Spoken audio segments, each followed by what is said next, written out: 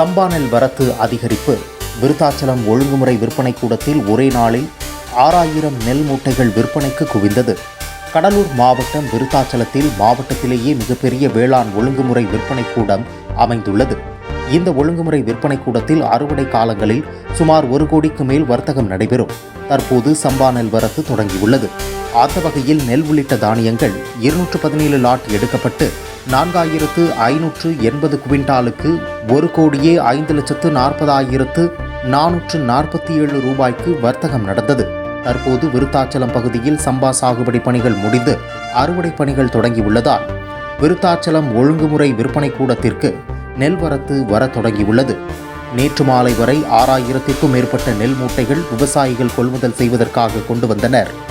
இதில் அதிகபட்சமாக நெல் மூட்டைகளும் மற்றும் இதர தானியங்களான மணிலா உளுந்து, பச்சை பயறு, நாட்டுக்கம்பு, சோளம் உள்ளிட்ட பல்வேறு தானிய மூட்டைகள் என மொத்தம் 6031 மூட்டைகள் கொள்முதல் செய்யப்பட்டன. 75 கிலோ அளவுள்ள நெல் மூட்டைகளில் பிபிடி ரகம் அதிகபட்சமாக 1663 ரூபாய்க்கும் குறைந்த விலையாக 1400 ரூபாய்க்கு விற்பனையானது.